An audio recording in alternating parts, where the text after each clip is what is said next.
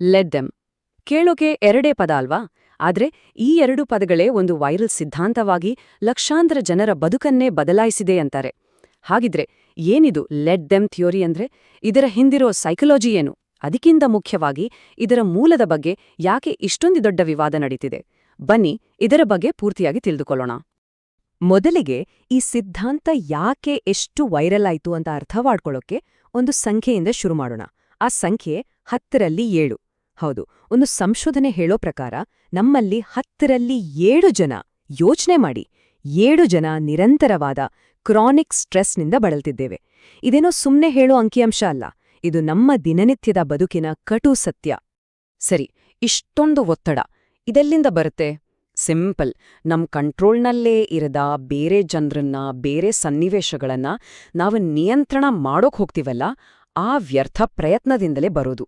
ಆ ಒಂದು ಹೋರಾಟ ಇದೆಯಲ್ಲ, ಅದೇ ನಮ್ಮನ್ನ ಆತಂಕ, ಬೇಸರ, ಕೊನೆಗೆ ಸುಸ್ತಾಗಿ ಸುಣ್ಣಾಗೋ ಹಾಗೆ ಮಾಡಿಬಿಡುತ್ತೆ. ನೋಡಿ, ಹೀಗೆ ಇಡೀ ಪ್ರಪಂಚವೇ ಒತ್ತಡದಲ್ಲಿ ಮುಳುಗಿರುವಾಗ ಲೇಖಕಿ ಮೆಲ್ ರಾಬಿನ್ಸ್ ಕೇವಲ 2 ಪದಗಳಲ್ಲಿ ಒಂದು ಸಿಂಪಲ್ ಪರಿಹಾರವನ್ನ ನಮ್ಮ ಮುಂದಿಟ್ರು. ಅಷ್ಟೇ, ಆ 2 ಪದಗಳು ಕೆಲವೇ ದಿನಗಳಲ್ಲೇ ಇಡೀ ಇಂಟರ್ನೆಟ್ನಲ್ಲೇ ಕಾಳ್ಗಿಚ್ಚಿನಂತೆ ಹಬ್ಬಿಬಿಡ್ತು, ಒಂದು ದೊಡ್ಡ ಚಳುವಳಿಯನ್ನೇ ಹುಟ್ಟಾಕಿತು. ಅದರ ಪರಿಣಾಮ ಏನಾಯ್ತು ಅಂತೀರಾ? ಲಕ್ಷಾಂತರ ಫ್ಯಾನ್ಸ್, ನ್ಯೂಯಾರ್ಕ್ ಟೈಮ್ಸ್ ಬೆಸ್ಟ್ಸೆಲ್ಲರ್ ಲಿಸ್ಟ್ನಲ್ಲಿ ನಂಬರ್ 1 ಸ್ಥಾನ, ಮತ್ತೆ ಪ್ರಪಂಚದಾದ್ಯಂತ ದೊಡ್ಡ ದೊಡ್ಡ ಸೆಲೆಬ್ರಿಟಿಗಳಿಂದ ಮೆಚ್ಚುಗೆ. ಈ ಕಾನ್ಸೆಪ್ಟ್ ಸುಮ್ನೆ ಬೆಳಿಲಿಲ್ಲ, ಅದು ಅಕ್ಷರಶಃ ಸ್ಫೋಟಿಸ್ತು. ಆ ದೊಡ್ಡ ಹೆಸರುಗಳ ಪಟ್ಟಿಯಲ್ಲಿ ಓಪ್ರಾ ವಿನ್ಫ್ರೆ ಕೂಡ ಒಬ್ರು. ನಿಮ್ಗೆ ಗೊತ್ತೇ ಇದೆ, ಸೆಲ್ಫ್ ಹೆಲ್ಪ್ ಜಗತ್ತಲ್ಲಿ ಓಪ್ರಾ ಅವರ ಮಾತಿಗೆ ಎಷ್ಟು ಬೆಲೆ ಇದೆ ಅಂತ. ಅಂಥವ್ರು ಈ ಪುಸ್ತಕವನ್ನ ನಾನು ಓದಿರೋ ಬೆಸ್ಟ್ ಪುಸ್ತಕಗಳಲ್ಲಿ ಇದು ಒಂದು ಅಂತ ಹೇಳಿದ್ಮೇಲೆ ಏನಾಗ್ಬೇಡ, ಈ ಸಿದ್ಧಾಂತ ಜಾಗತಿಕ ಮಟ್ಟದಲ್ಲಿ ಸದ್ದು ಮಾಡಿ ಪ್ರತಿಯೊಬ್ರೂ ಇದರ ಬಗ್ಗೆ ಮಾತಾಡೋ ಹಾಗಾಯ್ತು. ಹಾಗಿದ್ರೆ ಅಷ್ಟಕ್ಕೂ ಏನಿದು ಲೆಟ್ ದೆಮ್ ಥಿಯರಿ? ತುಂಬಾನೇ ಸಿಂಪಲ್ ಆಗಿ ಹೇಳೋದಾದ್ರೆ, ಇದು 2 ಭಾಗಗಳಿರೋ ಒಂದು ಮೈಂಡ್ಸೆಟ್ ಟೂಲ್. ನಮ್ಮ ಕೈಯಲ್ಲಿಲ್ಲದ ಹೊರಗಿನ ವಿಷಯಗಳ ಮೇಲಿಂದ ನಮ್ಮ ಗಮನವನ್ನ ತೆಗೆದು ನಮ್ಮ ಕಂಟ್ರೋಲ್ನಲ್ಲಿರೋ ನಮ್ಮ ಒಳಗಿನ ಶಕ್ತಿಯ ಕಡೆಗೆ ತಿರುಗಿಸೋದೇ ಇದರ ಮುಖ್ಯ ಉದ್ದೇಶ. ಇದರ ಮೊದಲ ಭಾಗ ಲೆಟ್ ದೆಮ್ ಅಂದ್ರೆ ಅವರನ್ನು ಅವರ ಪಾಡಿಗೆ ಬಿಟ್ಟುಬಿಡಿ. ಉದಾಹರಣೆಗೆ, ಯಾರಾದ್ರೂ ನಿಮ್ಮ ಬಗ್ಗೆ ಇಲ್ಲಸಲ್ಲದನ್ನ ಮಾತಾಡ್ತಿದ್ದಾರಾ? Let them.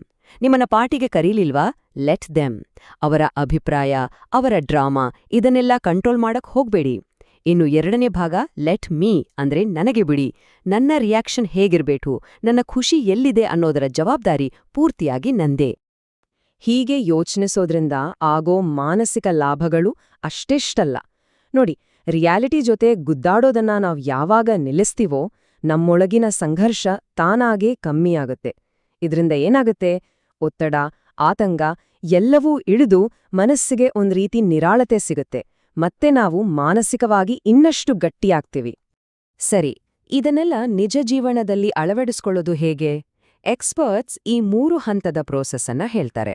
ಮೊದಲನೇದು, ಏನಾದ್ರೂ ಕೋಪ ಅಥವಾ ಬೇಜಾರಾದಾಗ ತಕ್ಷಣ ರಿಯಾಕ್ಟ್ ಮಾಡೋ ಬದಲು ಒಂದು ಕ್ಷಣ ನಿಂತು ವಿರಾಮ ತೆಗೆದುಕೊಂಡು ಪರಿಸ್ಥಿತಿ ಹೇಗಿದೆಯೋ ಹಾಗೆ ಸ್ವೀಕರಿಸಿ. 2ನೇದು, ನಿಮ್ಮ ಭಾವನೆಗಳನ್ನ ಅರ್ಥ ಮಾಡ್ಕೊಂಡು ನಿಮ್ಮ ಮುಂದಿನ ಹೆಜ್ಜೆ ನಿಮ್ಮ ಉದ್ದೇಶಗಳಿಗೆ ಸರಿ ಹೊಂದ್ತಾ ಅಂತ ನೋಡಿ. ಕೊನೆಗೆ, ಸುಮ್ನೆ ಸಿಟ್ಟು ಮಾಡ್ಕೊಳ್ಳೋ ಬದಲು ಒಂದು ಬೌಂಡ್ರಿ ಹಾಕ್ಬೇಕಾ, ಮಾತಾಡ್ಬೇಕಾ ಅಥವಾ ಸುಮ್ನೆ ಬಿಟ್ಟು ಬಿಡ್ಬೇಕಾ ಅಂತ ಉದ್ದೇಶಪೂರ್ವಕವಾಗಿ ನಿರ್ಧಾರ ಮಾಡಿ. ಈ ಐಡಿಯಾ ಕೇಳೋಕೆ ಎಷ್ಟು ಸಿಂಪಲ್ ಮತ್ತು ಪವರ್ಫುಲ್ ಅಲ್ವಾ? ನಿಜಕ್ಕೂ ಕ್ರಾಂತಿಕಾರಿ ಅನ್ಸುತ್ತೆ. ಆದ್ರೆ ಇಲ್ಲೊಂದು ಪ್ರಶ್ನೆ ಹುಟ್ಕೊಳ್ಳುತ್ತೆ. ಈ ಅದ್ಭುತ ಐಡಿಯಾ ನಿಜವಾಗ್ಲೂ ಬಂದಿದ್ದೆಲ್ಲಿಂದ? ಇದರ ಹಿಂದೆ ಒಂದು ದೊಡ್ಡ ಮತ್ತು ವಿವಾದಗಳಿಂದ ತುಂಬಿರೋ ಕಥೆಯೇ ಇದೆ. ಇಲ್ಲಿಂದ ಈ ಇಡೀ ಕಥೆ ಒಂದು ಸೀರಿಯಸ್ ಟರ್ನ್ ತೆಗೆದುಕೊಳ್ಳುತ್ತೆ. ಇದು ಹಳೆಯ ಜ್ಞಾನವನ್ನೇ ಹೊಸ ಬಾಟ್ಲಲ್ಲಿ ತುಂಬಿ ಮಾರಾಟ ಮಾಡೋ ಪ್ರಯತ್ನವಾ? ಅಥವಾ ಬೇರೆಯವರ ಐಡಿಯಾವನ್ನೇ ತನ್ನದೆಂದು ಹೇಳಿಕೊಳ್ಳೋ ತಂತ್ರವಾ? ಈ ಪ್ರಶ್ನೆಗಳೇ ಇವತ್ತಿನ ಚರ್ಚೆಯ ಕೇಂದ್ರಬಿಂದು. ನಿಜ ಹೇಳಬೇಕು ಅಂದ್ರೆ, ನಿಮ್ಮ ಕಂಟ್ರೋಲ್ನಲ್ಲಿ ಇರೋದರ ಮೇಲೆ ಮಾತ್ರ ಗಮನ ಕೊಡಿ ಅನ್ನೋ ಈ ತತ್ವ ಏನೂ ಹೊಸದಲ್ಲ. ಇದು ಸಾವಿರಾರು ವರ್ಷಗಳಷ್ಟು ಹಳೆದು.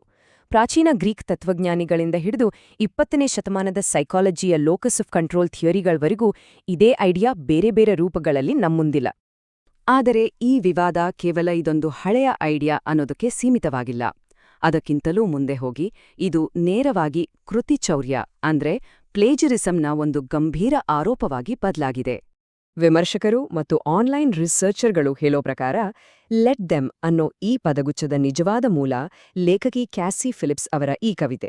ಈ ಕವಿತೆ ಇಂಟರ್ನೆಟ್ನಲ್ಲಿ ವೈರಲ್ ಆದ ಮೇಲೆಯೇ ಲೆಟ್ ದೆಮ್ ಅನ್ನೋ ಒಂದು ಮೂವ್ಮೆಂಟ್ ಶುರುವಾಯಿತು. ಆದರೆ ಮೆಲ್ ರಾಬಿನ್ಸ್ ಅವರಿಗೆ ಯಾವುದೇ ಕ್ರೆಡಿಟ್ ಕೊಡದೆ ಆ ಇಡೀ ಐಡಿಯಾವನ್ನೇ ತಮ್ಮದಾಗಿಸಿಕೊಂಡ್ರು ಅನ್ನೋದೇ ಗಂಭೀರ ಆರೋಪ. ಈ ಟೈಮ್ಲೈನ್ ನೋಡಿದ್ರೆ ಆರೋಪದ ಹಿಂದಿನ ಕಾರಣ ಇನ್ನಷ್ಟು ಸ್ಪಷ್ಟವಾಗುತ್ತೆ. ನೋಡಿ, 2022ರ ಕೊನೆಯಲ್ಲಿ ಕ್ಯಾಸಿ ಫಿಲಿಪ್ಸ್ ಅವರ ಕವಿತೆ ವೈರಲ್ ಆಗತ್ತೆ. ಅದಾದ್ಮೇಲೆ 2023ರ ಮೇ ತಿಂಗಳಲ್ಲಿ ಮೆಲ್ ರಾಬಿನ್ಸ್ ತಮ್ಮ ಮೊದಲ ಲೆಟ್ ದೆಮ್ ಥಿಯರಿ ವಿಡಿಯೋವನ್ನ ರಿಲೀಸ್ ಮಾಡ್ತಾರೆ. ಕೊನೆಗೆ 2024ರಲ್ಲಿ ಅದೇ ಹೆಸರಿನಲ್ಲಿ ಪುಸ್ತಕ ಬರೆದು ಬೆಸ್ಟ್ ಸೆಲ್ಲರ್ ಆಗ್ತಾರೆ.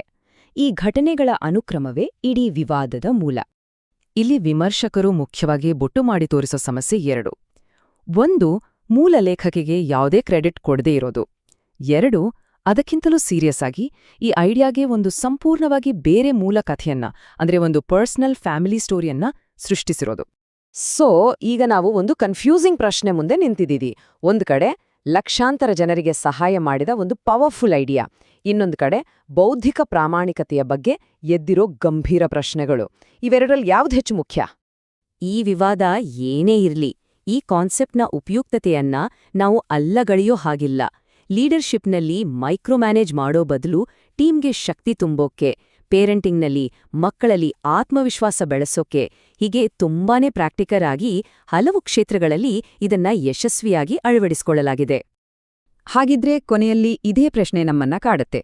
ಒಂದು ಐಡಿಯಾ ಲಕ್ಷಾಂತರ ಜನರಿಗೆ ನಿಜವಾಗ್ಲೂ ಸಹಾಯ ಮಾಡ್ತಿದ್ದೆ ಅಂದಾಗ ಅದರ ಮೂಲ ಯಾರು, ಎಲ್ಲಿಂದ ಬಂತು ಅನ್ನೋದು ನಿಜವಾಗ್ಲೂ ಅಷ್ಟು ಮುಖ್ಯನಾ?